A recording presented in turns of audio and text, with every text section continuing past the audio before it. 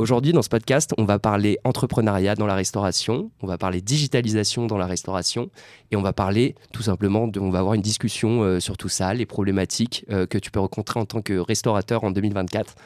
Tout d'abord, j'aimerais bien que tu te présentes, que tu nous parles un peu de toi, ton parcours et comment on se retrouve aujourd'hui à créer une chaîne de 3 restaurants de burgers. D'abord, merci pour l'invitation. Avec plaisir. Donc moi, je suis pas fondatrice, mais je suis arrivée un peu plus tard. Mais co-gérante, associée, pâtissière et, comme je le mets sur LinkedIn, assise sur un trône de patates chez Avec Amour, le burger. Ok. Et comment on en arrive là? Alors, l'histoire est un petit peu longue, donc j'espère que tu as un peu de temps. Écoute, ce qui s'est passé, c'est que donc Antonin, mon conjoint et que j'ai rencontré au travail, mais dans un tout autre travail, était fan d'un restaurant qui venait d'ouvrir 78 rue de Belleville, un boui-boui, juste en face de chez son meilleur pote. Et il y allait tout le temps, et il m'en parlait tout le temps, et il donnait plein de conseils au gérant avec qui il s'est lié d'amitié. Et il me disait, ah là là, il m'a proposé de s'associer, je sais pas quoi faire. Et au bout d'un moment, je lui ai dit, écoute, tu fais que de m'en parler. Donc, soit tu y vas, soit t'arrêtes. Et il y est allé. Et il a d'abord fait un apport en industrie. Donc, apport en industrie, c'est que il a fait des achats de matériel et en fait, il est allé faire des travaux avec l'aide de David et Geoffrey, ses 2 meilleurs amis. Et puis, j'étais là aussi. Donc, on a fait pas mal de travaux. Et en plus de son job, à l'époque, il était courtier en crédit immobilier, il faisait les services du soir. Il a intégré au resto donc David et Geoffrey, ses 2 meilleurs amis, qui se sont associés donc avec le gérant premier Amine. Et voilà, et cette joyeuse équipe s'est lancée à Belleville, au numéro 78, pour transformer ce tout petit boui-boui en fusée. Et puis, écoute, je sais pas si je continue sur l'histoire d'Avec Amour, mais là, je suis partie. Je t'en prie, vas-y. Et donc, ensuite, Antonin a vraiment voulu axer sur tout ce qui est livraison à emporter. Donc, signature d'un contrat d'exclusivité avec Deliveroo, lancement de la livraison, avec des temps de préparation records qui nous ont permis de ressortir assez rapidement. Et puis, mine de rien, un contrat d'exclusivité permet aussi d'avoir une relation particulière avec... ça nous a permis d'avoir une relation particulière avec eux. Et puis, 2 influenceurs aussi qui, à l'époque, nous ont lancé Foodies et Allen Food, qui nous ont permis d'avoir la queue sur le trottoir, alors que, vraiment, ouais, le resto, c'est toujours le cas, mais c'est même pire aujourd'hui, ne payait pas du tout de mine, mais voilà, les gens, c'était la nouvelle attraction. Bien sûr. Et puis, Covid, donc fermeture du rideau. Et là, ça a été un peu la cata parce que, en gros, le 13 septembre 2019, Antonin a eu 29 ans. Et il a tout quitté, du courtage en crédit immobilier, pour se consacrer à temps plein au resto. Et en mars 2020, là, annonce de confinement, donc il tournait dans l'appart, il tournait, mais comment on va faire? Tout le staff était malade en plus. De mon côté, moi, j'étais toujours dans mon job de juriste. Et au bout de 15 jours, ils ont décidé de rouvrir avec les gars. Et il m'a appelé vers 14h pendant le service. Faut absolument que tu viennes, prends un taxi, fais-toi un mot, viens tout de suite, on est en galère, c'est l'enfer, on se fait défoncer. Fais-toi un mot, comme à l'école. Ouais, oui, pour le confinement, quoi, il n'y avait pas de choix. Et en fait, à 15h, il n'y avait plus rien dans la boutique, ils ont dû couper les tablettes. Et après, ça a été ça pendant tout le confinement. Ce qui fait que la salle a été grignotée petit à petit par des tonnes de patates, des nouveaux frigos, des plans de travail, etc. Et voilà, et donc c'est comme ça que l'histoire d'Avec Amour a décollé. Voilà. Ouais, parce que en fait, c'est ce que tu disais. En fait, au début, à Belleville, vous aviez des places assises, si je dis pas de bêtises. C'est ça. Et au fur et à mesure, en fait, avec le confinement, vous avez transformé en fait le restaurant pas en dark kitchen, mais tout comme où il n'y avait plus que du à emporter, de la livraison. Exactement, ouais, tout à fait ça. Et aujourd'hui, c'est ce long couloir que les clients voient, qui est vraiment un peu obscur, qu'on a essayé d'animer un peu avec les néons en vitrine qui m'avaient été inspirés d'une boutique à Londres. J'avais vu ça, je m'étais dit, c'est pas mal, ça peut aider à attirer les clients. Parce que c'est ce long couloir avec juste de l'inox. De l'inox et la cuisine est au fond. Et là, c'est un peu caché, parce que nous, on n'est pas trop pour cacher les cuisines à Montparnasse. T'as vu, la cuisine est complètement ouverte pour que les gens, ça choque un peu de temps en temps. Et c'est d'ailleurs le dernier resto où on peut, sur les 3 que vous avez, on en reparlera, mais c'est le dernier où on peut manger un peu sur place. Voilà, exactement. Et tu parlais donc du confinement, ou du coup avec le Covid, ça a changé un petit peu. Ouais. Mais du coup, vous aviez déjà anticipé en fait un peu la livraison parce que quand il y a eu le Covid, moi je me rappelle que les restaurateurs, en fait, c'est pas qu'ils sont tombés de haut, mais il y en avait beaucoup qui n'avaient pas du tout accès en fait de base leur business model sur la livraison. Vous, le fait que vous ayez anticipé ça en fait avant le Covid, sans peut-être le savoir au début. Ça c'est sûr. Nous n'avions pas d'informations secrètes. Mais du coup, j'imagine que ça vous a aidé quand même vachement pendant le Covid parce que vous aviez déjà les process qui étaient en place, vos équipes étaient déjà préparées à ça. Comme tu as dit, tu avais déjà un contrat d'exclusivité avec Deliveroo, ce qui aujourd'hui est devenu pas une norme, mais il y a de plus en plus de restaurateurs qui ont des contrats d'exclusivité avec les plateformes. Ouais. Vous, à l'époque, du coup, quand le confinement il est arrivé et que du coup vous avez dû switcher encore plus sur la livraison, j'imagine que vous avez dû prendre aussi un avantage par rapport à vos concurrents. Complètement, parce que de fait, l'algorithme Deliveroo, parce qu'il y a aussi un algorithme Deliveroo, était en notre faveur parce qu'on avait déjà des temps de préparation vraiment bons et qu'on était déjà bien placés sur la plateforme. Que d'autres concurrents, au contraire, n'ont pas rouvert, donc on était moins concurrentiels. Ouais. Et il y a aussi le fait que en cuisine, on était prêts, donc au niveau conditionnement. Parce qu'il y a eu ça aussi, il y a eu tout ce côté, avec le confinement, il y a énormément de trafic de marchandises qui ont été coupés. Et notamment au niveau des conditionnements, c'était très compliqué parce que les conditionnements viennent à 100%, enfin pas à 100%, mais principalement de la Chine. Et les porte-conteneurs pouvaient plus accéder au port, quoi. Et ouais, tout était vraiment bloqué. Et nous, on avait ce qu'il faut et on avait déjà en plus, on était déjà en bon terme avec notre fournisseur de conditionnement. Et donc, c'est vrai que on était prêts, le staff en cuisine aussi. C'est seulement que, en revanche, il a fallu effectivement grignoter la salle et embaucher parce que ça a été une période, je crois qu'Antonin, il a dû perdre 8 kilos. En fait, moi, je le voyais plus jamais, quoi. Je le voyais plus du tout. C'était vraiment full taf, tout le temps. Et donc, toi, du coup, à cette période-là, donc, tu disais, tu es encore un peu juriste. C'est ça. Tu as fait un mot d'excuse à l'école pour aller faire un service. Je n'ai pas du tout abusé parce qu'Antonin me disait mais franchement c'est bon, je dis que tu es embauché chez Avec Amour, tu feras tout ce que tu veux. Et non, j'étais vraiment très très sage. De toute façon j'étais en télétravail. Donc, mais du coup en fait c'est après ça, c'est à quel moment du coup que tu as arrêté complètement en fait ton taf de juriste et que tu es rentré à temps plein entre guillemets Avec Amour? Et c'est vraiment à l'issue de cette période parce que moi ça a été une période un peu pourrie, le télétravail avec un management un peu compliqué. Ça s'est pas très bien passé. Et en plus je faisais de la gestion de sinistres. Et par son nom, c'est pas quelque chose de très positif. Donc à l'été, j'étais vraiment au bout. Et il y avait ce projet de numéro 2 sur lequel tout le monde bossait et j'aidais un peu. Et en fait, cet été-là, on est parti dans les Pyrénées avec Antonin et on randonnait. Et je sais pas, on a eu cette vision tout d'un coup en se disant mais pourquoi on n'y a pas pensé avant ? Du fait que Antonin, lui, avait besoin de quelqu'un pour gérer tout l'administratif. Tout le côté, on en reparlera peut-être, mais le côté immergé de l'iceberg dans la restauration que personne ne voit. Et de mon côté, j'avais besoin de quelque chose de plus concret. Qui ait plus de sens, parce que j'étais vraiment en complète perte de sens.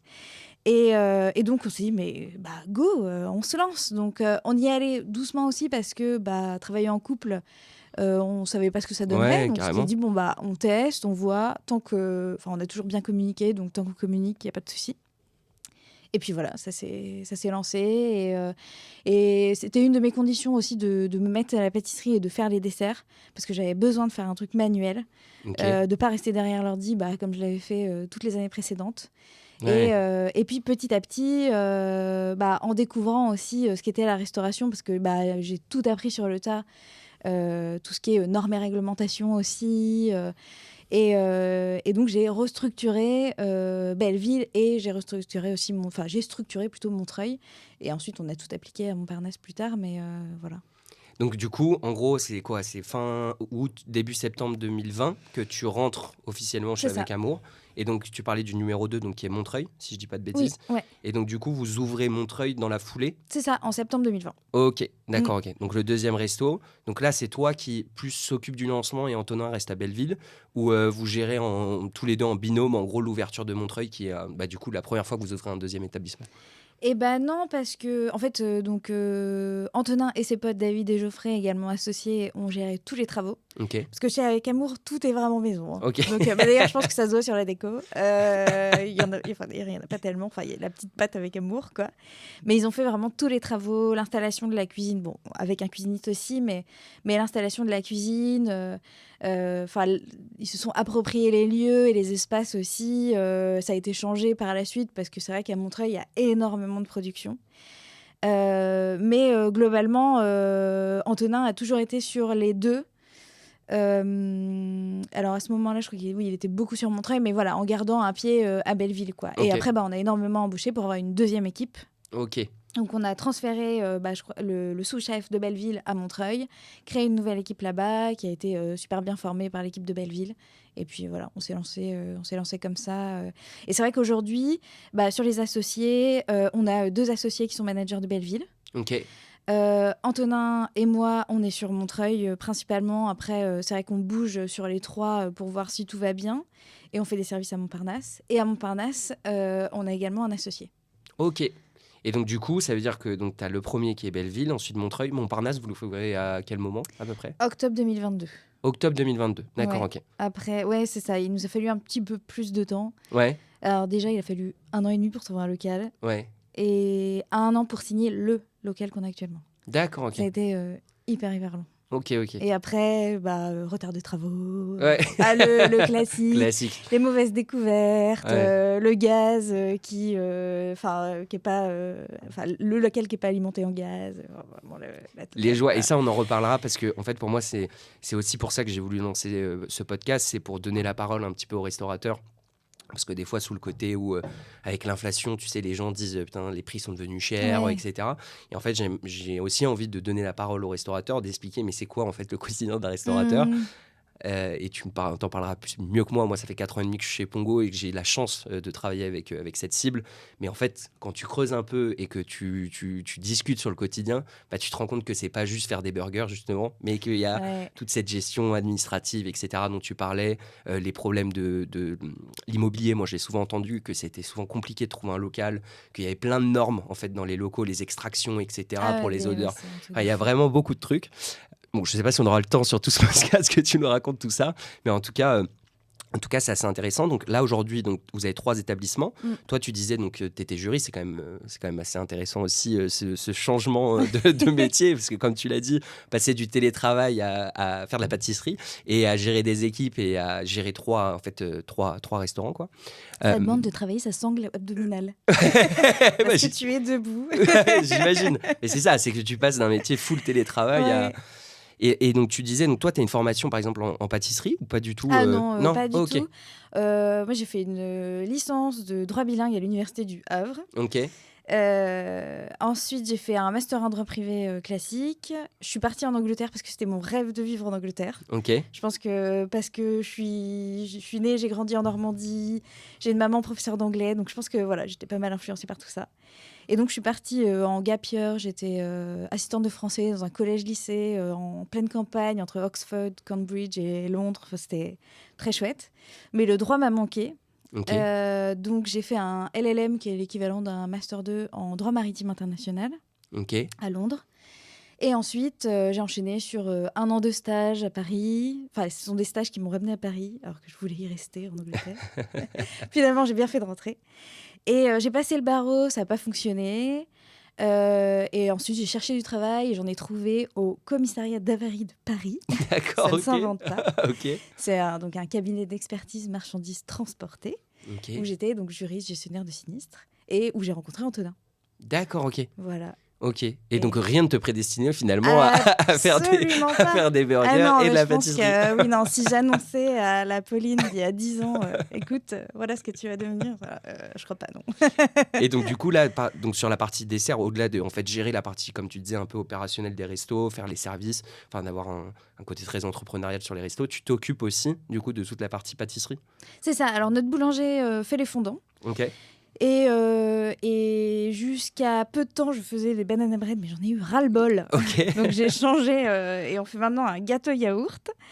Je crois aussi que l'équipe ne mangeait plus de banana bread et ça, c'est un bon signe qu'il faut changer parce qu'ils ont raffolé. Et là, les gâteaux yaourt, c'est bon, ils adorent ça. Donc tant qu'ils en mangent, je continuerai. C'est que tu les fais. Okay. Donc sur un équivalent de 20 cuits. Je pense qu'ils en mangent 5 et il y en a 15 qui sont vendus sur Montreuil, par exemple, tu vois. Ok. Et les cookies. Mais c'est pareil, j'avoue que je prends cette liberté de varier un peu les desserts. Quand j'ai envie de changer, je change. Mais c'est un peu mon moment à moi. Souvent, c'est le lundi matin et plus un après-midi ou 2 après-midi dans la semaine. Et c'est 2h30, 3h, parce qu'il y a aussi le temps de nettoyage qui, ne faut pas oublier, prend à peu près autant de temps que la production. Et je produis 250 pièces à la fois, et j'ai un podcast ou un audible. Je suis complètement dans ma bulle. À Montreuil, en plus, la pâtisserie est dans une cave. Ah oui, c'est glamour. Mais voilà, c'est ça. Et quand il y a quelqu'un qui arrive et qui me surprend, je saute au plafond. Et je suis carrément dans mon truc, j'adore. Et après, donc, c'est une grosse production. Je passe en cellule de surgélation, congélateur. Et ensuite, on cuit en fonction des besoins, en faisant tout un système de traçabilité, parce qu'on congèle par pièce de 12, etc. Enfin, ok. Voilà.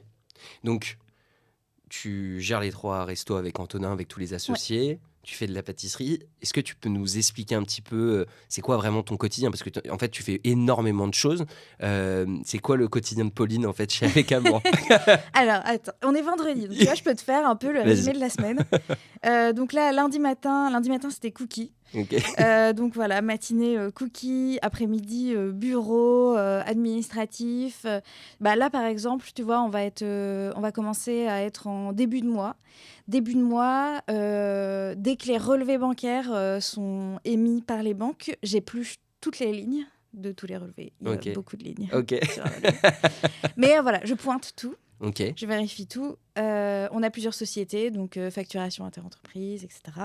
Ça, c'est ma partie comptable. Et puis, je vais aussi avoir la communication à faire là prochainement. C'est-à-dire que là, je vais planifier tous mes posts, Google My Business, Facebook, sur tout le mois. Donc, à raison de 3 posts par semaine. Ok. Donc, ces jours-là, il faut que je sois hyper inspirée. Ok. Et je vais poster des photos sur Google. Enfin, en gros, gérer un peu notre référencement et les événements pour le mois, les campagnes SMS Pongo. Tu vois, je gère tout vraiment en début de mois. Ok. Donc ça, par exemple, ça peut être un travail du lundi. Mardi, mercredi, jeudi, je suis à Montparnasse de 9h à 15h parce que je fais le service du midi. Et je travaille dans notre petite salle sur le Manche Debout le matin. J'ai pas mal de visio souvent. Et comme tu sais, il y a le mur de burger derrière. Je trouve ça hyper corporate. J'adore à chaque fois. On dirait que c'est un fond Google Meet, mais en fait pas du tout. J'adore, à chaque fois je suis là. Donc voilà, je vérifie que tout va bien. Il y a aussi, tu vois, là c'était début de mois, donc impression de notre calendrier. Parce que je fais un calendrier avec tous les événements du mois. Événements sportifs, il y a aussi les anniversaires, tous les événements qui peuvent influencer nos ventes. Alors, tout le monde ne le regarde pas, mais bon, voilà, au moins, ça donne une idée un peu de pourquoi ce soir, il se passe rien, ou pourquoi ce soir, c'est la folie, quoi. Et tous les plans de nettoyage, parce qu'on a un plan de nettoyage, on fonctionne de manière assez manuscrite, et donc nos plans de nettoyage, pièce par pièce, sont faits à la main, signés à la main tous les jours. Donc voilà. Et service, c'est un peu le tunnel, donc je ne vois pas le temps passer. Et après 15h, Antonin, après la livraison, parce que lui livre chaque restaurant en denrées, ça en reviendra un peu plus tard sur notre fonctionnement, je pense. Et il me ramène à Montreuil avec le camion réfrigéré. Et là, j'enchaîne sur du travail de bureau, réunion. Tu vois, là, hier, j'avais un rendez-vous avec un avocat. Mercredi, on avait un gros rendez-vous avec Uber Eats pour discuter un peu des chiffres de l'année, faire un feedback un peu de ce qui s'est passé, des produits qui fonctionnent un peu moins bien aussi. Et ça, c'est hyper intéressant. On a aussi une marque virtuelle, donc les résultats de cette marque virtuelle, ce qu'on peut améliorer, ça nous donne des axes de travail de fou. Enfin, ils font un travail de leur côté de fou au niveau analyse du marché et des chiffres. Carrément. Qui nous aident à fond à avancer. Et puis voilà, ça va être aussi toute la stratégie communication parce que là, on va lancer prochainement un nouveau menu à moins de 10 €. Et donc, on a fait le shooting photo et maintenant, il va falloir communiquer à toutes les équipes, à toutes les cuisines, les process et imprimer des nouveaux menus. Et en fait, c'est tout plein de tâches tout le temps. Bon, du coup, méga intéressant. Donc, comme tu nous as dit, c'est assez fou en fait de se rendre compte que tu fais donc la partie administrative, tu fais un peu de partie marketing, tu fais aussi la partie du coup un peu pâtisserie, donc aussi préparation. Ma question c'est plutôt de se dire comment on arrive à être aussi omniscient en fait sur tous ces sujets-là. Est-ce que tu l'as dit en préambule, mais du coup, tu as tout appris sur le tas. Ça demande du coup, j'imagine, une adaptabilité, une adaptation en fait méga rapide tout le temps, en gros, dans ton quotidien. Ouais, clair. Alors, je pense que quand j'ai commencé, donc septembre-octobre 2020, j'ai fonctionné par chantier. C'est-à-dire qu'en gros, oui, j'ai tout appris sur le tas. Google a été mon ami. Et puis, avec une formation juridique, je sais faire des recherches. Et je sais être très organisée. Et comme j'avais déjà travaillé avec Antonin, c'est lui qui m'avait formé sur mon poste en 2017, je crois, au commissariat d'Avray de Paris. Ok. Je savais exactement comment il travaillait. Donc, j'avais des bannettes de documents. Ok. Mais je savais comment il les avait triés et je savais comment les gérer. Et donc, petit à petit, en travaillant par chantier, j'ai appris comment gérer notre comptabilité et ma relation avec le comptable aussi, parce que je ne gère pas la comptabilité toute seule. Je ne suis pas du tout experte là-dedans. Comment gérer au niveau de l'hygiène pour répondre à toutes les normes d'hygiène, parce que ça, c'est aussi énorme. Au-delà du plan de nettoyage dont je parlais tout à l'heure, il y a toute la traçabilité. Il y a aussi le PMS, plan de maîtrise sanitaire, qui est un document d'une trentaine ou quarantaine de pages. Ça a été renforcé, ça, avec le Covid ou pas du tout? Ou c'est pas... Non, c'était des chapitres en plus qu'il fallait rajouter et qui permettent d'expliquer en gros tous tes process et que tu dois actualiser régulièrement. Ensuite, j'ai eu mon chantier un peu RH et sécurité au travail. Parce qu'il y a ça. Donc, après, RH, nous, on avait de toute façon quelqu'un qui gérait tous nos contrats, etc. Mais c'était plutôt le côté sécurité au travail, donc sécurité incendie. Alors, nous, on n'accueille pas de public, donc ça simplifie quand même un peu les normes au niveau sécurité. Mais il y a la médecine du travail, l'écriture d'un document unique des risques professionnels. Donc, tu dois décrire chaque poste de travail et tous les risques possibles que rencontrent tes salariés.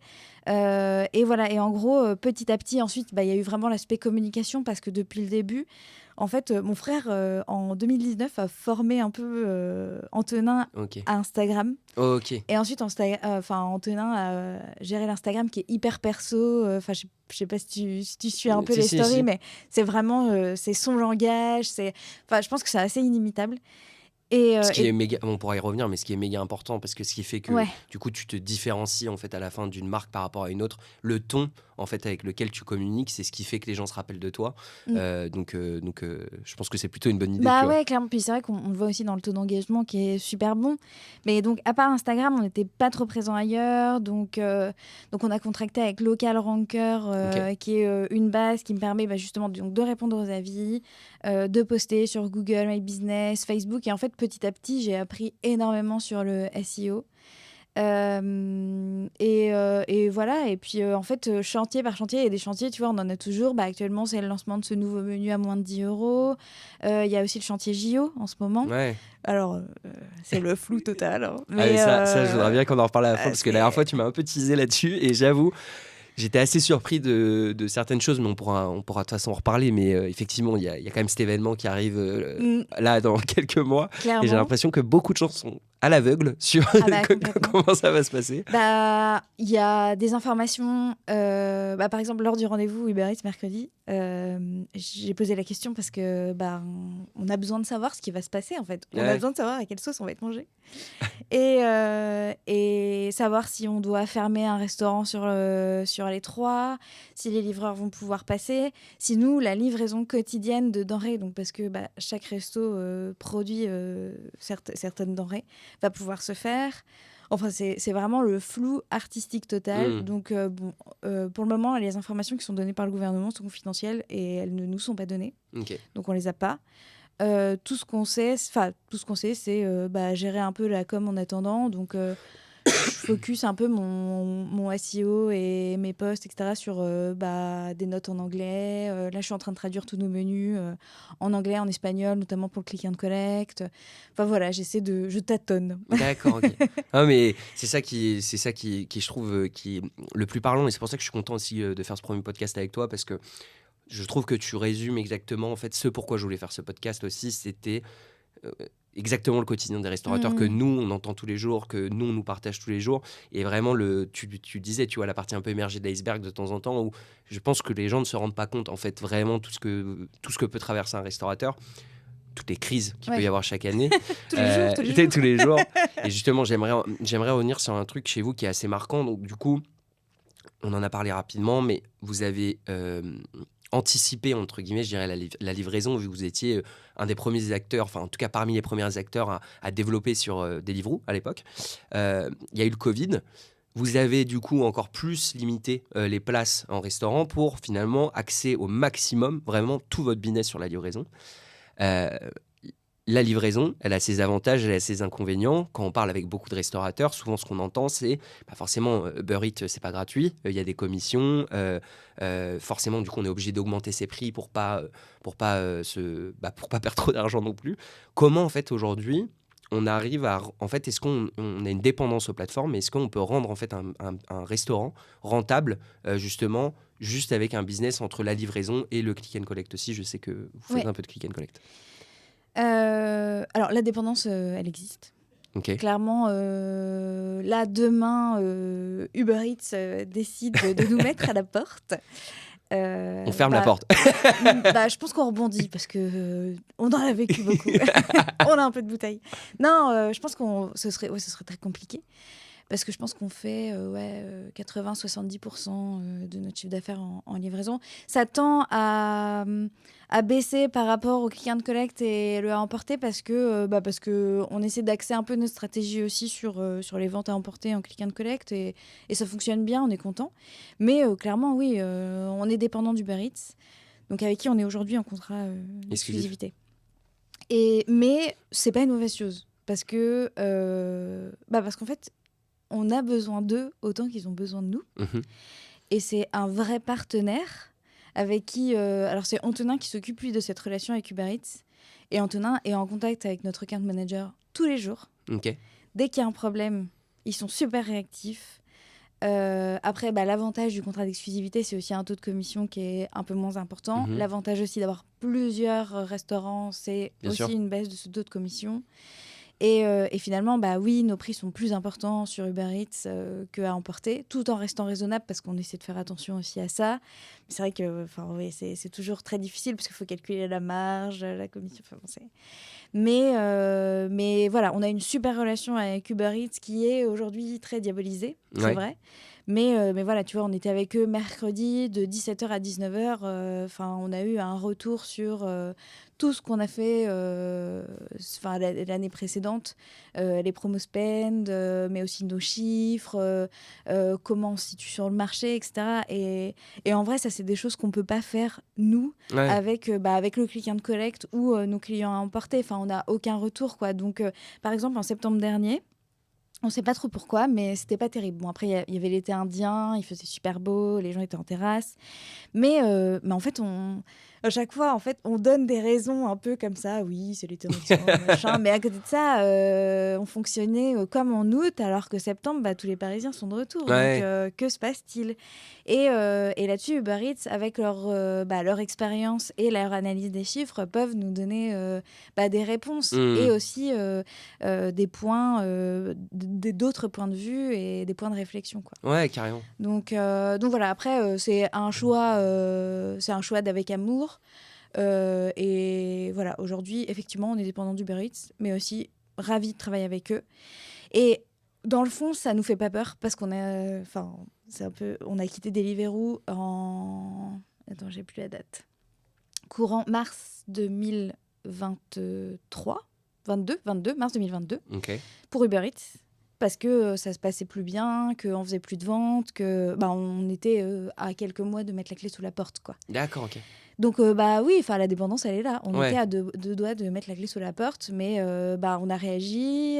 Ça n'a pas été évident parce que tous nos clients savaient qu'on était chez Deliveroo et tout d'un coup, tu perds toute ta base client. Ouais. Donc là, il faut une communication hyper solide. Ça a été une période hyper chaude, mais on l'a fait. Et donc voilà. Et voilà, on est dépendant, mais pas. C'est un risque qu'on prend, mais comme le restaurateur qui a une salle. On l'a vu avec le confinement, qui n'est pas à l'abri de fermer sa salle aussi. Et voilà, des risques, t'en prends toujours, quoi. Non, mais carrément. Mais en fait, c'est ça qui je trouvais intéressant, c'est que, en fait, c'est pas qu'il y a une diabolisation d'Uber Eats, c'est que je pense que c'est compliqué, en fait, de tourner tout son business autour de la livraison. Vous êtes le contre-exemple, vu qu'en fait, vous avez prouvé que c'est possible. Mais en fait, ça passe par ce que tu as dit, de l'exclusivité, un volume de commandes, des prix renégociés, et finalement, en fait, un business model qui tourne que autour de ça. Et des ventes aussi. Je pense que les ventes à emporter en click and collect sont quand même... vraiment aide beaucoup aussi. Oui, à faire la balance et à l'équilibre à la fin, bien sûr. Tout à fait. Et aussi, il y a un autre truc, c'est que Uber Eats, c'est une super vitrine. C'est-à-dire qu'aujourd'hui, n'importe quelle personne, en tout cas dans les grosses villes, je pense à Uber Eats ou utilise Uber Eats. Et donc, ça te permet de mettre en avant ta marque et de faire connaître ta marque aussi via la plateforme. Après, en fait, je disais ça parce que aussi, tu sais... le Covid a montré, tu sais, il y a eu les nouveaux business models avec les dark kitchen, etc., qui sont sortis de terre, mais il y en a eu vraiment, vraiment beaucoup. Et finalement, l'essor, ça a été assez éphémère. C'est-à-dire qu'il y a beaucoup de gens qui ont sorti des dark kitchen, qui disaient qu'ils faisaient beaucoup de chiffre d'affaires. Je me rappelle plus, mais à l'époque, j'avais entendu vraiment des grosses sommes de chiffre d'affaires chez certaines marques, et qui finalement, en fait... c'était difficile de rendre ça pérenne parce que en fait avec le taux de commission avec les employés, des locaux. Voilà, la location, les employés, et en fait à la fin tu peux pas mettre ton burger à 40 € sur une plateforme, sinon personne va l'acheter, quoi. Exactement. Mais je pense que du coup vous aussi, la force que vous avez eue, c'est d'avoir un peu anticipé ce modèle là en fait avant le Covid, ce qui a fait que quand le Covid est arrivé, vous étiez déjà en fait préparé et vous avez créé en fait finalement tout votre business model autour de ça, quoi. Après il y a eu une grosse réflexion parce qu'on a été chassé, approché pour l'ouverture de Dark Kitchen. Ok. Et il y avait une place il y a eu une place à Levallois. Et il y a une place aussi à Montreuil, rue des Centenaires, je crois. Donc c'est à 200 mètres du resto actuellement. Okay. Et avant d'avoir le local qu'on a actuellement, alors moi j'étais pas chez Avec Amour à l'époque, mais bon, j'étais avec Antonin, donc j'ai suivi vraiment toute l'affaire. On avait une place dans une de ces cuisines. D'accord, ok. Et en fait, l'étude du contrat... nous a pas donné suite. Voilà, non, mais aussi parce que juriste, on a un super avocat. Bien sûr. Et non, c'était pas possible. Les conditions, en fait, ça nous coupait de toute flexibilité. Et c'est ça aussi chez Avec Amour, c'est qu'on est ultra flexible, surtout que ça soit les emplois du temps, mais aussi, en fait, on mène un peu les politiques qu'on veut, on ouvre quand on veut. Tu vois, Nouvel An, donc le 31 soir, on a déjà essayé d'ouvrir, ça ne fonctionne pas, mais par contre, le 1er, c'est notre plus grosse journée. Tout le monde est en gueule de bois. Donc... Voilà, c'est ça. Et là, ce 1er janvier, Antonin est allé au local à 5h du matin pour aller faire du pain. Et il est arrivé et il s'est dit, tiens, si j'ouvrais les tablettes pour voir. Et ça a sonné, mais de fou, quoi. À 5h du matin ? Ouais, voilà, c'est ça. Et en fait, quand t'es dans une de ces cuisines, les horaires, elles sont imposées. Donc, t'as pas le droit de faire ces petits tests, ces petits... Ouais, tu perds en indépendance. Ouais, en indépendance, c'est ça. Là, nos fournisseurs... c'est pareil, tu vois, les fournisseurs, ils doivent te livrer entre telle heure et telle heure. C'est quand même assez... plus normé, exigeant, quoi. Plus strict. Oui, voilà, c'est ça, exactement. Donc on a cette flexibilité qui fait que on fait un peu ce qu'on veut et on tâtonne et on teste et c'est marrant, quoi. Trop bien. Et du coup, pour faire un peu un lien, donc on en parle beaucoup, mais forcément, le Covid a eu un impact énorme sur la restauration. Parce que c'est un vieux métier, la restauration. Et du coup, en fait, on l'a bien vu, les restaurateurs, ils ont dû s'adapter, changer aussi le modèle de vente. Vous aviez anticipé la livraison, mais beaucoup de restaurateurs faisaient encore 80% de leur chiffre d'affaires sur le surplace, etc. Avec du à emporter, mais pas digitalisé. Comment vous, en fait, vous étiez déjà sur Deliveroo à l'époque. Comment, en fait, avec le Covid, vous avez réussi à prendre le virage encore plus du digital ? Et ça a été quoi l'impact, en gros, sur vos différents restaurants par la suite ? Alors, l'impact du digital sur toutes les applications qu'on utilise, il s'est fait plus tard quand j'ai travaillé sur les gros chantiers. Ok. On était déjà sur Deliveroo, donc on a juste continué de faire vivre l'algorithme et on a eu, je pense, beaucoup de chance sur ce coup-là parce que personne ne l'avait anticipé, ce Covid. C'est clair. Peut-être vous, finalement. Mais ouais. Alors, je te cache pas que s'il pouvait y avoir un petit confinement chaque hiver... non, ça nous a simplement permis d'ouvrir Montparnasse, quoi. Je pense qu'on n'aurait jamais envisagé un deuxième si rapidement si il n'y avait pas eu le confinement et le fait que Amour avec Amour a explosé à ce moment-là, quoi. Vous aviez déjà mis du click and collect à l'époque ou pas du tout? Non, le click and collect est venu vraiment beaucoup plus tard. Okay. Il y a 1 an. D'accord, ok. Il y a 1 an seulement. Okay. Le click and collect, donc pour le moment, ça commence tranquillement. On a un répondeur automatique sur chaque boutique qui renvoie nos clients sur le click and collect ou Uber Eats ou le restaurant directement s'ils ont des questions. Donc il y a un petit peu de trafic, mais je pense que c'est un peu, faut le temps de se faire un peu connaître en click and collect. En revanche, on a pas mal de clients habitués à emporter, et ça, c'est vrai que c'est quelque chose qu'on cherche vraiment à développer par des campagnes de flying, en essayant, on en a beaucoup discuté, d'attirer les salariés qui travaillent autour des restaurants, et voilà. Oui, toi tu me disais c'était le midi surtout que vous cherchiez à développer plus que le soir. Complètement. Mais ouais, c'est que nous, ce qu'on s'était rendu compte, c'est que pendant le Covid, forcément, il y a eu plein de boîtes qui sont lancées dans le digital parce que à chaque crise, j'ai envie de dire, il y a des opportunités. Et donc, je sais plus combien il y avait de solutions de click and collect qui étaient sorties, mais on avait 150. Oui, c'est vrai. Tout le monde avait plein de solutions, etc. Et donc, en fait, c'est vrai que je pense que ce qui est dur des fois aussi pour un restaurateur chez qui on a, pour certains, forcé en fait de prendre un virage digital, alors que ça faisait peut-être des années en fait qu'il n'y avait pas besoin d'avoir une aussi grosse dépendance. Aujourd'hui, est-ce que c'est compliqué pour toi en tant que restauratrice des fois de savoir quelle solution tu dois mettre en place, pourquoi telle solution? J'imagine que tu fais des marchés mais tous les jours par des milliers de prestataires et même pas que dans le digital, hein, j'imagine. Mais... en fait, maintenant, il y a des solutions pour tout. Donc, au niveau hygiène, tu as énormément de sociétés qui se sont développées là-dedans. Et donc, ce sont des tablettes sur lesquelles tu notes toute ta traça. Ils te donnent des thermomètres. Enfin, te donnent pas, non, mais... Très bien. Des thermomètres connectés que tu mets dans tous tes frigos, etc. Au niveau RH, c'est pareil. Y a tout ce qui est planning, etc. Donc, nous, on avait testé Skello et en fait... On a une flexibilité dans l'équipe qui fait que, en plus, le planning, il change assez régulièrement. C'est les chefs qui le font. Et c'est un peu en fonction des disponibilités de chacun et tout le monde s'arrange. Et voilà, donc c'était un peu trop compliqué pour nous. Ok. Pour revenir sur l'hygiène, on a préféré faire ça nous-mêmes. Donc on fait ça un peu, alors pour te l'avouer, moi j'ai étudié à fond ce qu'ils proposent pour le faire aussi. Tu vois, j'ai acheté des thermomètres connectés et on fait ça nous-mêmes, quoi. Et après on a un drive sur lequel on met vraiment, par exemple nos plans de nettoyage à la fin du mois, toute la traça, etc., le suivi en cas de contrôle, mais on fait ça tout seul. Et après, qu'est-ce qu'il y a comme solution?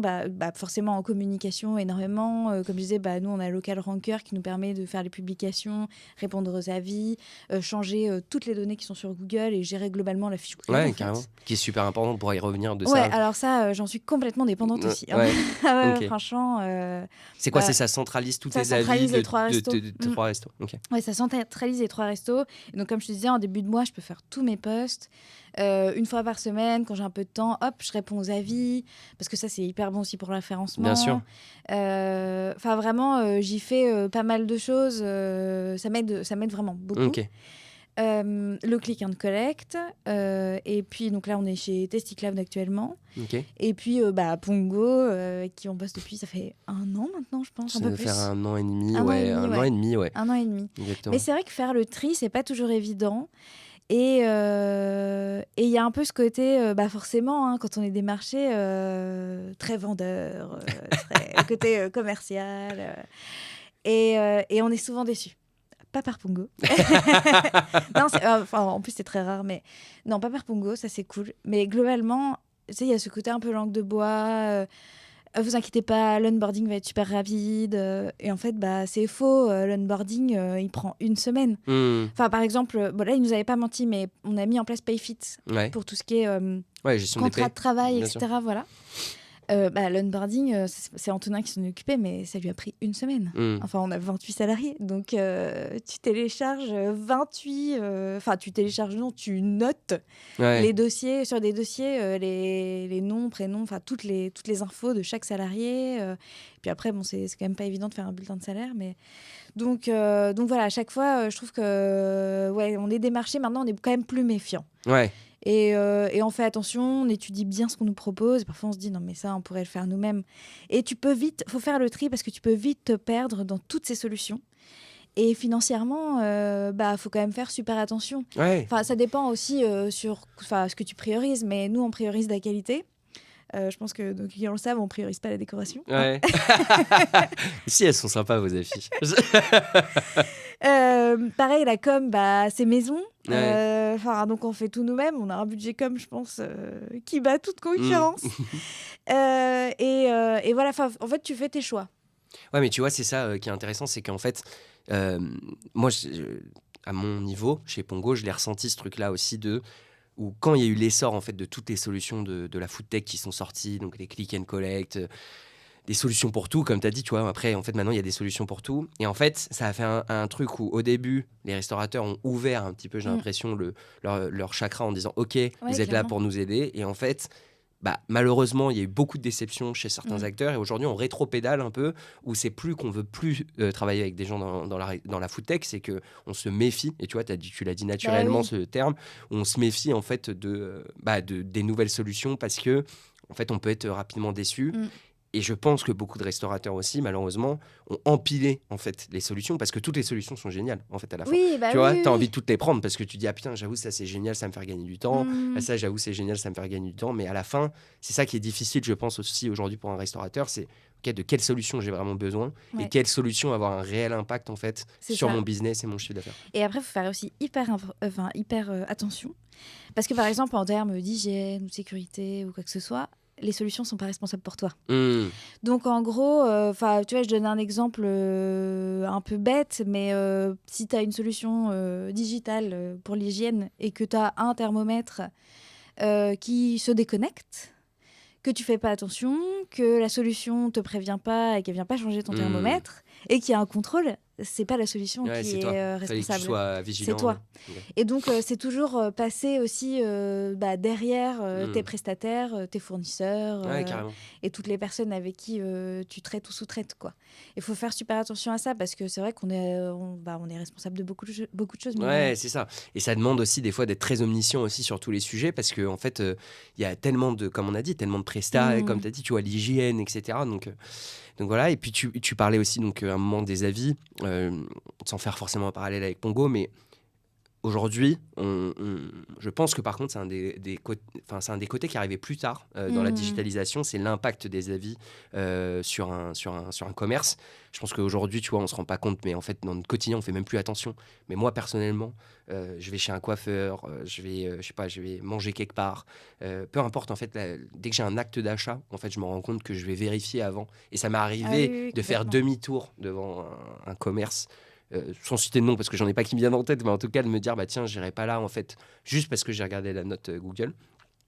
Vous aujourd'hui, vous avez développé quand même vachement votre stratégie là-dessus. Vous avez accès à fond en fait les avis.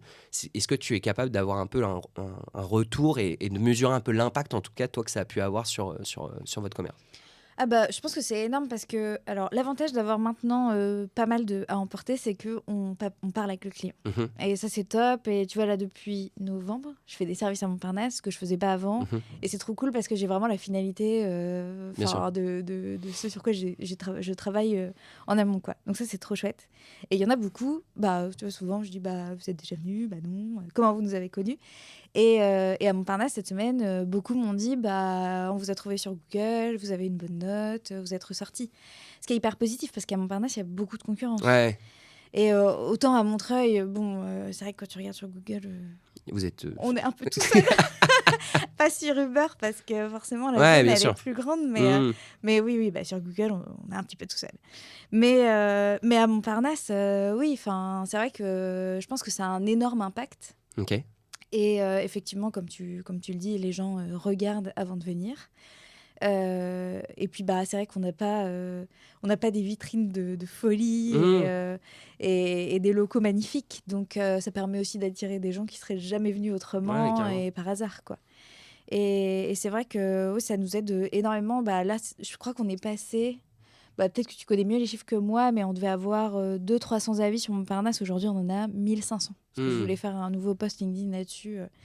1500 avis, c'est énorme. C'est énorme. En fait, vous avez fait x5. Ouais. Vous avez fait x5 sur les avis. En fait, ce qui est assez fou chez vous, parce qu'on a la chance de travailler avec vous aussi chez Pongo, c'est que c'est l'évolution, elle allait assez vite. C'est-à-dire qu'en fait, on a réussi à faire x5 en peu de temps. Alors après, ça aide en fait avec les volumes de livraison, etc. que vous faites. Voilà. Du coup, on a beaucoup... Parce que ça a greffé sur tous les sacs qui sortent. C'est que ça nous permet en fait d'avoir des volumes de livraison de plus en plus importants et des volumes du coup de joueurs beaucoup plus importants.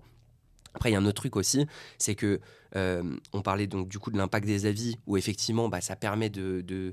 Comme tu as dit, je pense qu'il y a des gens, en fait, ils tapent juste Burger Montparnasse et vous devez sortir dans les premiers. Et donc, ça aide. Il y a un autre truc que tu as dit, c'est effectivement répondre aux avis. Ça, je pense que parfois, les gens se trompent, ou n'y pensent pas. Mais il n'y a pas que le fait d'avoir beaucoup d'avis qui aide. Google, il aime bien aussi qu'on y réponde et éviter de mettre tout le temps la même réponse, tu vois. Parce que sinon, lui, il va se dire que c'est pas Pauline derrière. Ouais, clairement. ça, en revanche, répondre aux avis, c'est difficile. Je comprends les restaurateurs qui le font pas. Parce que les avis négatifs, c'est un coup de poignard. De fou, tu vois. Genre, tu lis les trucs, t'es là. Mais pourquoi Et franchement, ça peut te gâcher la journée. Enfin, ce matin, je sais pas pourquoi, j'ai commencé à répondre à des avis. Au bout d'un moment, je me suis dit, allez, c'est bon, stop. Il y en a pas beaucoup, mais il y en a. Et en fait, le truc, c'est que grâce à Pongo, on a aussi des avis positifs parce que ça incite les gens qui sont contents à en mettre. Parce que globalement, les gens contents, ils pensent pas à mettre d'avis, quoi. Donc voilà, c'est juste leur dire hey, nous oubliez pas, ça nous fait du bien, parce que sinon il y a que les personnes mécontentes qui mettent des avis, et parfois il y a des avis, enfin là on en a eu un, c'était vraiment un smash viande cramée. Non, en fait c'est un smash. Donc c'est le principe. La viande elle est écrasée sur la plancha et ils mettent une photo et la photo oui c'est bien un smash en effet. Et qui appelle et qui insulte l'équipe c'est, enfin, après tu refais un peu l'historique de ce qui s'est passé ou non, parce que tu peux pas plaire à tout le monde. Je pense qu'à un moment il faut faire abstraction, mais par contre tu dis c'est un peu difficile. Tu dis un truc vrai, par contre, c'est que nous, donc Pongo, ça fait 5 ans à peu près que ça existe, et en fait au tout début, quand les premiers clients chez qui on avait augmenté les avis avec d'autres manières de le faire qu'on peut le faire chez vous, mais en fait au-delà du volume, ils nous disaient souvent en fait ce qui est cool, c'est juste ça nous fait du bien. En fait, ça nous fait du bien parce que, comme malheureusement les gens ils laissent pas trop d'avis quand ils passent un bon moment, mais plutôt quand justement ils sont assez vénères et qu'ils se disent tiens, c'est le moment où... en fait, c'est aussi pour les équipes, je pense c'est important, tu vois, de ressentir en fait que finalement le taf que tu fais il est plutôt bien, et qu'en plus on te remercie finalement via... C'est une sorte de récompense, tu vois. Au-delà du référencement, la partie très business, etc., des nouveaux clients que ça rapporte, je pense que c'est aussi pour les équipes une sorte de récompense, tu vois, de quand il y a des super avis, c'est sûr qu'on relaye au maximum. Oui, c'est carrément ça, parce que en fait ça c'est hyper important aussi dans les restos, c'est que nous on n'est rien sans notre équipe. Enfin, demain, notre équipe décide de partir, on n'est plus rien, on n'a plus rien, quoi. Ouais, carrément. Donc oui, c'est sûr que c'est un peu leur faire un retour, leur dire ce que vous faites, c'est incroyable. Ouais, mais de ouf. Non, mais c'est pour ça que je pense qu'au-delà de la partie business, voilà, des avis, il y a vraiment c'est vraiment un gros sujet, et je pense que n'importe quel commerce demain qui se lance, il faut que ça fasse partie en fait de ta stratégie, et tu es obligé de le mettre au cœur de ta stratégie. Tu parlais aussi tout à l'heure un petit peu des campagnes marketing que tu pouvais faire tous les débuts de mois où tu programmes tes campagnes. Je pense que aujourd'hui, communiquer avec ses clients, il y a une concurrence qui est de plus en plus accrue. Il y a beaucoup de restaurateurs qui ferment malheureusement pour toutes les raisons qu'on connaît, la crise, l'inflation. C'est dur de trouver un business model rentable en restauration, mais la restauration elle a toujours ouvert aussi beaucoup de commerces. C'est-à-dire que je pense qu'il y a une balance où ça ferme, ça rouvre, etc. Mais par contre, du coup, toi, tu dois le voir, tu vois, la concurrence, il y en a tous les jours, en fait. Alors, tu as des gros concurrents. Il n'y a pas un prestat qui fait ça? Non, c'est un juriste, quoi. Petite veille, hop là. Non, mais tu vois, c'est ça, c'est qu'il y a la concurrence, évidemment, tu vois. Vous, je pense que c'est des Bio-Burgers, des Big Fernand, etc., qui sont des marques qui sont installées depuis longtemps, mais par contre... franchisées, oui. Et franchisés, exactement. Et après, je pense que tu as des indépendants aussi, qui n'ont pas forcément 3 établissements, mais qui peuvent en avoir 1, 2. Nous, il y en a plein avec qui on travaille. Et moi, c'est ça que je pense qui est important. Tu vois, quand tu ouvres un commerce, tu es obligé aujourd'hui les avis et la communication, c'est devenu, tu vois, pour moi, méga important si tu veux te différencier de la concurrence. Mais bon, c'est difficile parce que tu vois, Exactement. Je disais, l'emploi du temps, il est tellement important. Et il y a des restaurateurs qui sont en plus tout seuls, quoi, qui décident de monter ça sans associer, ou alors qui s'associent avec les mauvaises personnes. Et en fait, ce qui est pas, enfin, nous, on a de la chance parce qu'avec Antonin, on fait vraiment toute la gestion d'entreprise, et c'est que on gère pas la même chose et on gère ce qu'on aime. Chacun. Et ça, c'est génial. Enfin, c'est vrai qu'Antonin, lui, parce que ça, c'est une autre partie complètement invisible, mais lui, il gère toute la logistique entre les restaurants, tous les achats et stock. Et bah là, avec l'inflation, c'est dur. Il a passé des heures et des heures de négociations. D'avoir des prix bloqués, voilà, c'est devenu presque impossible. C'était vraiment négociation avec les fournisseurs ou changement de fournisseur si ça va pas. Enfin, vraiment. Et puis bon, on a la chance maintenant d'avoir 3 restos, donc de pouvoir acheter en plus gros. On a le camion réfrigéré. Mais voilà, c'est vraiment un énorme travail de son côté. La relation avec Uber Eats, Instagram. Lui, il fait aussi beaucoup de services. Il fait le pain aussi en début de semaine. Son emploi du temps est, je pense, plus chargé encore que le mien. Enfin, c'est sûr, et encore plus chargé que le mien. Mais oui, c'est important de ne pas oublier la com dedans. Mais franchement, quand t'as la tête dans le guidon, c'est hyper difficile. C'est ça qui est dur. Et bah, j'ai la chance, moi, ou en tout cas, on a la chance d'être 2 et que je puisse, moi, avoir du temps pour gérer ce côté-là. Parce que sinon, t'oublies, quoi. Mais bien sûr. T'oublies. En plus, c'est une discipline, tu vois. À début de mois, je me dis, allez, je vais faire mes petits postes et tout. C'est une certaine discipline. Il y a pas mal de choses à faire et il faut toujours être à jour. Parce que si ton numéro de téléphone sur ta fiche Google n'est pas le même que sur ton Facebook, ton référencement est mauvais. Et en fait, il y a plein de choses comme ça que tu maîtrises pas forcément, et la tête dans le guidon, en fait... c'est tout ce que tu dis est vrai, c'est qu'en fait, et toi, je trouve que tu es le meilleur exemple, en vrai. Tu vois, tu étais juriste, et en fait, tout ce que tu as à apprendre, en fait, pour maîtriser, en fait, pour devenir un entrepreneur, une entrepreneuse dans la restauration, en fait, tu vois, tu l'as dit, l'hygiène, les salariés, la com, les process opérationnels. En fait, ça te demande en fait d'être constamment en fait en apprentissage. Et je pense que c'est ça qui est super dur. Et nous, on voit bien avec nos clients, tu vois, chez Pongo, que de temps en temps, en fait, c'est pas qu'ils veulent pas pas communiquer, mais c'est juste qu'en fait, la journée, elle fait 24 heures. Et en fait, il y a déjà tellement de trucs en fait qui se passent dans leur journée, tu vois. Oui, parce que outre tout ça, il y a aussi tous les imprévus. C'est ça, exactement. Et ça, c'est tous les jours. Oui, c'est pas un fleuve tranquille. Hein. Non, mais clairement. Tiens, moi, j'ai beau avoir mon petit Google Agenda avec mardi soir, sport, et je fais mes petits menus à l'avance aussi pour bien manger. Enfin, tu sais, j'essaie de garder un peu un équilibre, une hygiène de vie saine. Ouais, j'imagine. Mais en fait, parfois, tu te fais juste balayer. Quoi. C'est fini. Enfin, comme je te le disais là, avant le podcast, mercredi, 10h30, la moitié du local à Montparnasse qui se retrouve off, plus d'électricité, était là, ok. Et donc, tout tourne à l'électricité. C'est 1 heure pour essayer de comprendre. Alors, pourquoi le salamandre qui est au-dessus du frigo, donc le frigo fonctionne, mais le salamandre ne fonctionne pas. Les friteuses fonctionnent, mais le frigo qui est à côté ne fonctionne pas. Et donc, appeler David, qui est notre associé, qui gère vraiment tout cet aspect technique, mais il avait travaillé tard le soir, donc il dormait. Donc, appeler Antonin, qui a débarqué avec le camion frigo.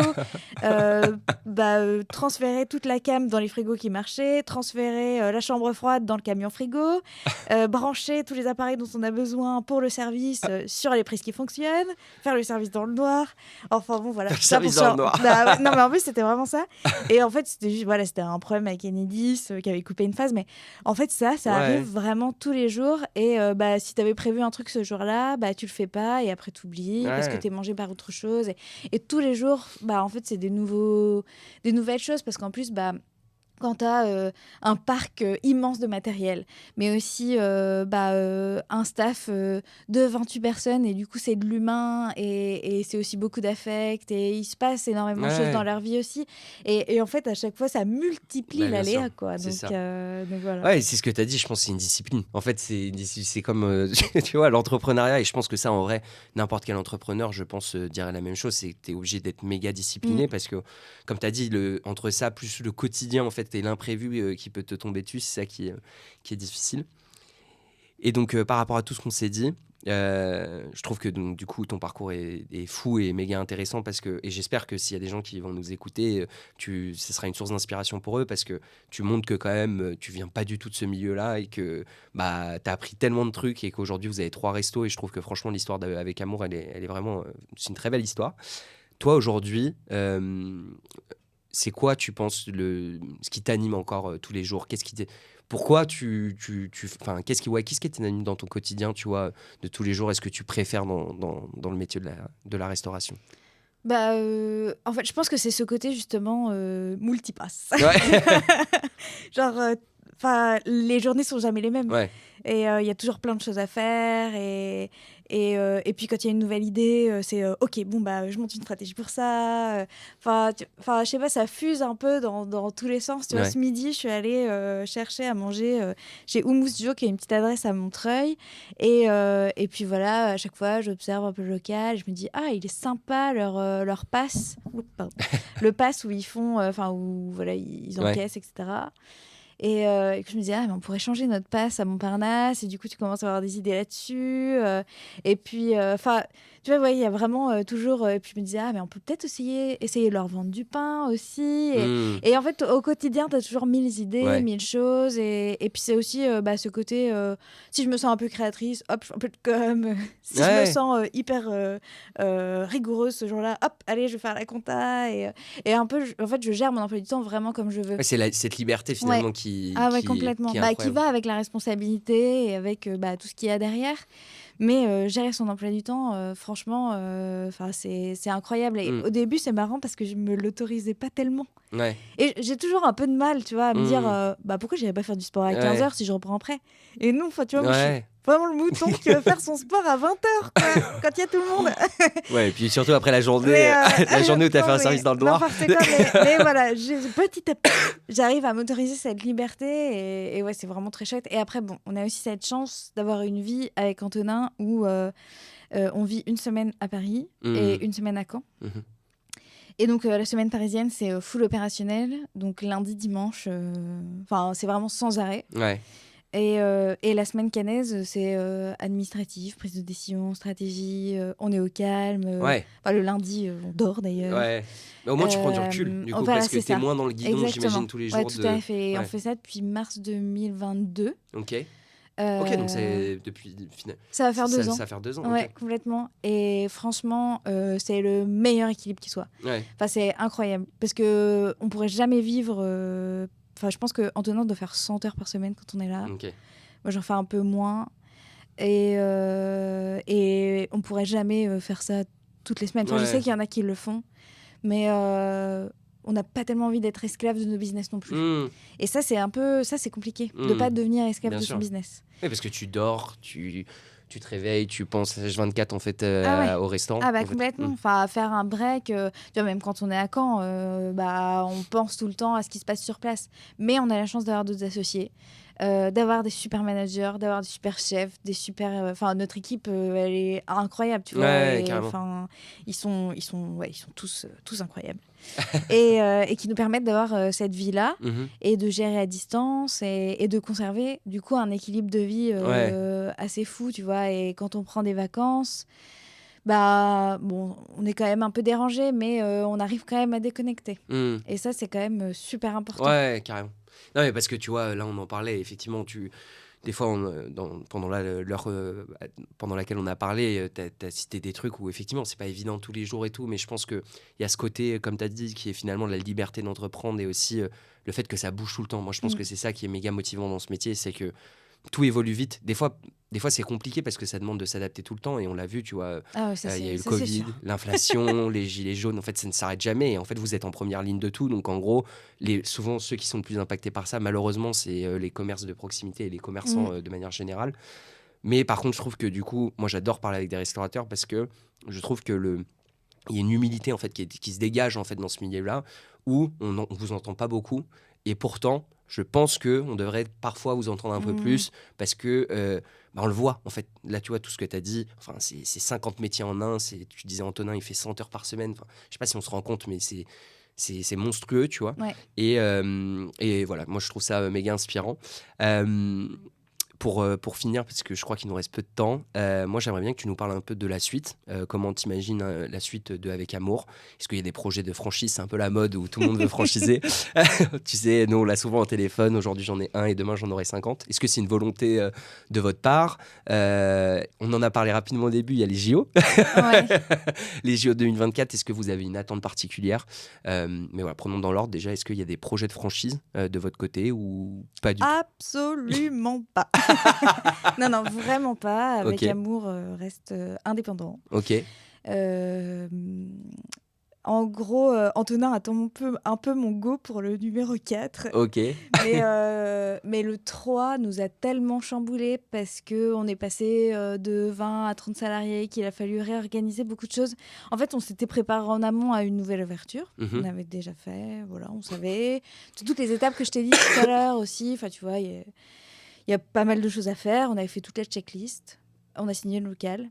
Et à partir de là, ça a été toute une réorganisation qu'on n'avait pas imaginée, mais au niveau logistique, production, facturation, tout, RH et tout. Il a fallu tout réorganiser et ça, on s'y attendait pas et on s'est fait franchement rouler dessus. Ok. Donc le 4, pas maintenant. Ouais, il t'a épuisé le 3. Ouais, puis en plus, après, on a enchaîné sur l'inflation. Vraiment, c'est vrai que c'est un métier où tu t'adaptes sans cesse à juste ce mois-ci, c'est pas terrible, qu'est-ce qu'on fait pour que le mois prochain, ça soit mieux? Mais aussi, à grande échelle, là, les JO arrivent, qu'est-ce qu'on fait, tu vois? Ouais. Et donc, tu dois tout le temps t'adapter. Et ouais, l'année dernière, elle a été vraiment un peu compliquée avec cette ouverture du 3. Donc, cette année... alors à chaque fois on est un petit peu on a toujours peur de dire cette année c'est notre année parce que c'est toujours genre l'année où il se passe le plus de merde du coup mais là tu peux pas, c'est bon, il y en a eu trop les années précédentes. Ouais. C'est vrai que notre experte en comptable nous a dit il y a pas longtemps qu'on avait quand même essuyé pas mal de problèmes et pas mal de situations. Bah oui. En 3 ans il nous a dit mais c'est délirant tout ce que vous avez vécu. Donc bon, on espère que cette année va bien se passer. Et non, donc pas d'ouverture avant peut-être 2025. On viserait, je sais pas, peut-être le Valois par la fin. Ok. Bon, on verra. Ouais. Pour le moment, je ne suis pas prête Ok. pour ce 4e enfant. Oui, c'est ça. En fait, à la fin, c'est comme des... Mon corps n'est pas prêt pour ce 4e enfant. Ok. Mais ça viendra ou non, d'ailleurs. Mais voilà, pour cette année, on garde notre équilibre à 3 restaurants parce qu'on est bien avec notre équipe, parce qu'on est bien, on gère au jour le jour ce qui se passe. Et on voit un peu plus loin, donc effectivement, là, les JO... qui vont arriver vite et peut-être même, tu vois, finalement, en fait, se dire d'ouvrir là, les JO, c'est dans quoi, 4 mois maintenant, je pense. Ouais, oui, fin juillet, début tu vois, août. si tu dois gérer une ouverture alors que avec les JO où ils disent qu'en moyenne on attend 15 millions de personnes, peut-être pas le meilleur moment non plus pour vous. Après, moi j'ai l'impression, mais peut-être je me trompe parce que moi j'ai pas de restaurant, mais que... Pronostic. Non, c'est pas ça, c'est que tu sais, il y a toujours. Mais là, c'est une super opportunité. C'est-à-dire qu'en gros, tu sais, je sais pas, peut-être en mars ou en avril, vous allez voir un local d'un coup. Et là, ils vont vous dire, vous allez vous dire, ah putain, quand même. Oui. Non, mais c'est vrai que. Et on fera un podcast et tu me diras on n'est pas à l'abri. Non, mais en plus, c'est vrai que ça se passe toujours comme ça. Oui. Et en plus, avec Antonin, on est très. Ça peut être très impulsif. Enfin, c'est pas impulsif parce que tout est très réfléchi, mais ça peut se faire du jour au lendemain. Ouais. Et souvent, par exemple, la décision de vivre à Caen et à Paris. C'était en janvier qu'Antonin a eu cette idée et en février on visitait et en mars on était installés quoi. Donc on va souvent très vite et parfois je revois mes copines 6 mois plus tard, je suis là, mais en fait je t'ai pas dit c'est genre on a déménagé ou alors où on ouvre un autre resto, enfin, il se passe toujours beaucoup de choses assez rapidement mais non on verra. Je te tiens au courant, tu seras rapidement au courant. Et pour les JO, on attend de voir. On ne sait pas du tout. Ouais, c'est ça. Pour s'organiser. Ça, c'est assez fou quand même. C'est fou parce que donc, c'est toi en plus qui me disais ça la dernière fois où de ce que tu avais compris, tu confirmeras que je déforme pas les propos, mais qu'il y a des chances en fait qu'on puisse même pas faire de livraison pendant les JO ou que ça soit restreint. Ce sera restreint, c'est certain. Ok. Et en fait, il y a tout l'axe Seine qui va être un peu bloqué parce qu'il y a des épreuves sur toute la Seine. D'accord, ok. Et donc Montparnasse, nous, va être isolé. Donc comment on gère ça? Est-ce qu'on ferme Montparnasse ou... Isolé, t'entends? Isolé par la Seine parce que Belleville et Montreuil sont au-dessus, quoi. Ok. Et est-ce qu'on va pouvoir gérer donc parce que ouais, ok. Enfin, parce que chaque restaurant produisant certaines denrées, Montreuil pain panure, dessert, Belleville les sauces et la viande et Montparnasse les sauces, le fromage, nous on a besoin de cette livraison quotidienne. Donc est-ce que le camion pourra passer? On ne sait pas. Enfin, il y a vraiment ouais. Écoute, si on refait un épisode d'ici un an, on pourra on pourra faire un peu le feedback JO. Et écoute, c'est trop bien. On a hâte de suivre. On suivra votre aventure en tout cas sur 2024. On espère que on aura bientôt plus d'infos sur comment ça va se passer pour la restauration. Mais moi, j'en profite pour te remercier. Tu étais la première invitée. C'était très cool de faire ce premier podcast avec toi.